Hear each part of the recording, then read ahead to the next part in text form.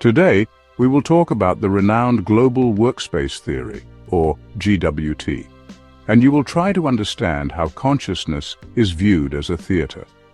Bernard Baars, the creator of this theory, compares the brain to a theater. Many unconscious actors work behind the scenes, but when one actor's information is spotlighted on the global workspace, which is represented as the stage, it becomes part of conscious experience. In simple terms, we become conscious of information when it's broadly broadcast across numerous brain regions rather than staying localized. Modern neuroscience, through brain scans, EEG recordings, and studies of brain injuries, provides intriguing support for this idea. Below, we explore key experiments showing that when information goes brain-wide, the light of consciousness turns on, just as GWT predicts. One line of evidence comes from brain imaging and EEG studies comparing conscious and unconscious perception. Researchers have found a telling ignition pattern. About a quarter second after a stimulus, brain activity in conscious trials suddenly diverges from unconscious trials, exploding into widespread activation, especially in frontoparietal regions. In contrast, the same stimulus, if not consciously perceived, triggers only brief localized activity in sensory areas. This late burst of activity appears in all sorts of tasks and senses, whether people are aware of a sight, a sound, or a touch, suggesting a common mechanism for conscious access. Notably, during conscious perception, the brain's response often spreads so broadly that even regions of other modalities get involved. For example, visual cortex might carry information about an auditory signal when that sound is consciously heard, consistent with the idea of global broadcasting across the cortex. A striking example of this comes from an intracranial EEG study by Gaillard and colleagues in 2009. In this experiment, patients had electrodes recording directly from their cortex while words were flashed on a screen, some made invisible by masking. The result was a tale of two brain states. When a word stayed subliminal, it produced only a fleeting ripple of electrical activity in visual areas. A blink and you miss it, feed-forward response. But when the word was consciously seen, the brain went into overdrive. Activity surged not only in visual cortex but also in frontal and parietal lobes, and it sustained itself instead of fading quickly. The conscious word triggered high-frequency or gamma band bursts and long-distance signaling between regions evidenced by synchronized oscillations and causal interactions across cortex. Gaillard et al. Identified 4 distinct neural signatures present only in conscious trials, including sustained voltages in prefrontal cortex, a jump in gamma power, and strong long-range synchrony, all pointing to a brain-wide sharing of information. This aligns perfectly with GWT. A moment of awareness corresponded to the moment the information went global in the brain. Beyond where activity spreads, how different regions interact is key. Consciousness seems to require the brain's processors to work in unison, transiently forming an integrated coalition. For example, in a binocular rivalry experiment where each eye sees a different image and one's perception alternates between them, they discovered a fascinating rhythm of awareness.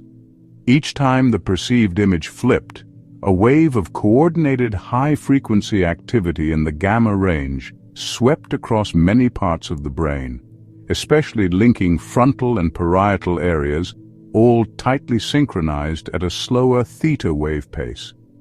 In plain English, when a new image popped into consciousness, neurons from the visual cortex to the prefrontal cortex burst into collective oscillation, as if many brain regions briefly sang in harmony before the song faded with the next percept.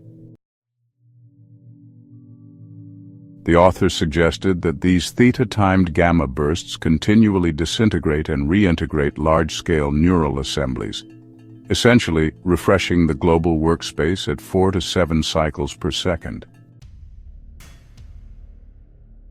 This dynamic synchrony, a kind of blinking on-air sign for the brain, illustrates how global accessibility might be carried by the joint timing of neural firing across the cortex. Conscious brain states also show more long-distance coordination than unconscious states.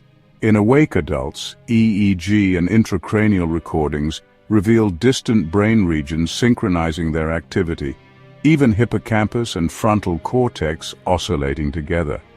Whereas when consciousness fades, say in deep sleep or under anesthesia, these long-range linkages diminish or disappear. Put simply, the awake brain behaves like a well-connected orchestra, with different sections playing in time, while the deeply sleeping brain is more like isolated musicians, each playing their own slow tune. This loss of global coherence in unconscious states fits GWT's prediction that without widespread communication, consciousness cannot ignite. Conversely, during normal wakefulness, our neurons engage in complex, subtle coordination that makes brain-wide information exchange possible. The very scenario in which Baars' Global Workspace would be up and running. If consciousness truly depends on a globally accessible workspace, then disrupting the brain's global connectivity should dim or disable consciousness. Clinical neurology provides real-world examples of this principle. Researchers have observed that damage to the brain's integrative hubs, like the frontal and parietal lobes, can specifically impair conscious awareness, even if some unconscious processing remains intact. Frontal lobe lesions. Blindsight for numbers injury to the prefrontal cortex can make it harder for information to enter awareness. In one study, people with unilateral prefrontal damage were shown a briefly flashed number followed by a mask. They often failed to report seeing the number, even when their forced choice guesses about it were correct. In other words, their brain processed the stimulus, but without an intact global workspace in the prefrontal cortex, the number never clicked into conscious view. Widespread disconnection, fading of consciousness. More severe, bilateral disruption of frontoparietal networks can abolish normal consciousness entirely. Neurologists have documented a rare patient with massive damage to both frontal lobes who remained awake, eyes open, basic reflexes intact, but was almost completely unresponsive, showing virtually no sign of conscious interaction with the world. Similarly, individuals with diffuse injury to the long-range white matter fibers connecting frontal and parietal regions often fall into a vegetative state or coma.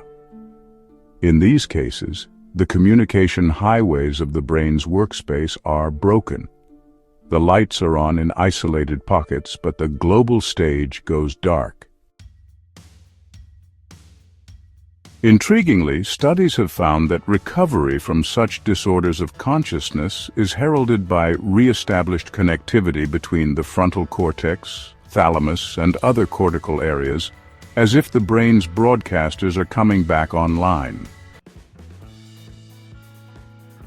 Temporary inactivation consciousness on hold. Rather than wait for nature's accidents, scientists can also temporarily disrupt the global workspace using transcranial magnetic stimulation, or TMS. TMS is like a brief electrical storm targeted to a specific brain spot, effectively knocking that region offline for a few moments. When researchers zapped the right dorsolateral prefrontal cortex or the right parietal cortex in healthy volunteers during a visual task, the volunteers suddenly failed to notice things they would ordinarily see.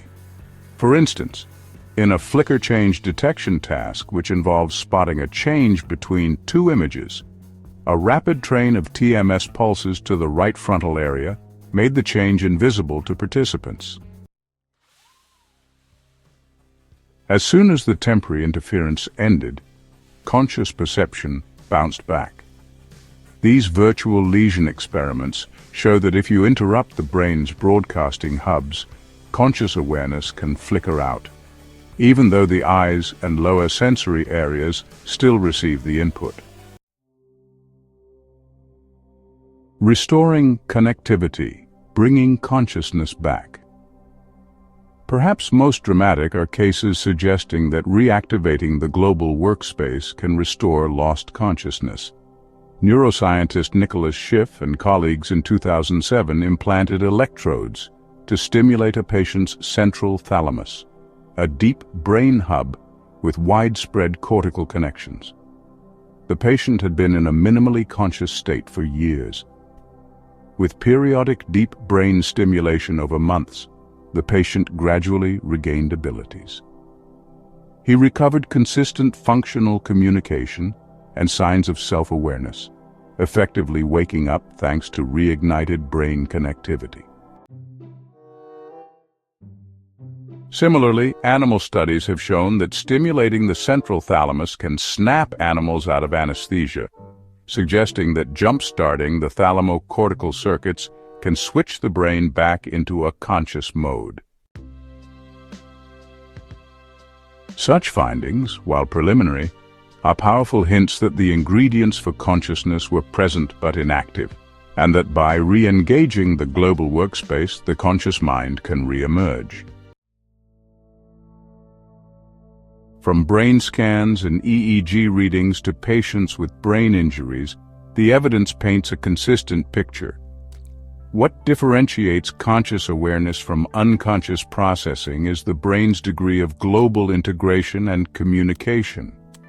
When information in the brain is shared widely, lighting up a broad network, engaging frontoparietal circuits, synchronizing distant neurons, that information is experienced consciously. When that global sharing is absent or disrupted, consciousness of that information fails to arise, even though parts of the brain may still process it in the background. These neuroscientific studies lend tangible support to Baars' Global Workspace Theory, suggesting that consciousness is indeed a product of broadcasting. The moment when a piece of information wins the competition for attention and echoes brain-wide, it becomes what we subjectively experience. It's an intellectually profound idea, yet intuitive at its core, much like a message that only becomes meaningful when it's heard by the whole crowd. The brain's internal news feed, it turns out, may be what we call consciousness itself.